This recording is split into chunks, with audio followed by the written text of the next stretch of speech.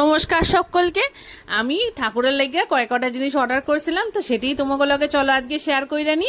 মিশো থেকে আমি অর্ডার করছি কয়টা ঠাকুরের জিনিস। তা প্রথমেই ছিল এই ছোট্ট বক্সটা। এই ছোট্ট বক্সটা কি অর্ডার করছি আমি ভুইলা গেছি।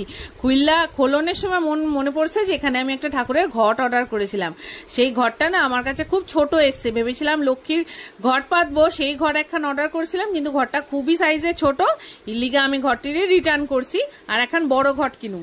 তারপরে তো অনেক রকম আলোকসজ্জা আছে, কালী পুজো তো সামনেই চলে এলো, ওই জন্য কালী পুজোর জন্য একখান সুন্দর জিনিস ঠাকুরকেও যাতে নিবেদন করতে পারি, হিল্লিগা একটা ঠাকুরের জন্য কালী পুজো স্পেশাল জিনিস অর্ডার করছি। তা সেইটা হলো গিয়ে এই লাইটটা, মানে এটা না খুব সুন্দর, ফটোতে যেমন লাগছে সেটা হলো এই পাতাগুলো রয়েছে, এই পাতাগুলোর মধ্যে একখান ছোট টুনি লাইটের চেন আছে। এই পাতাগুলোর মধ্যে ওই চেনটাকে ভালো করে জড়ায় পেঁচাই দিয়া সুন্দর করে ঠাকুর ঘরে লাগাইলে দেখতেও খুব সুন্দর লাগবে। তা একদিন আমি একটা ভিডিও বানাবো এটা লাগানোর পরে কেমন লাগছে আমার ঠাকুর ঘরটি।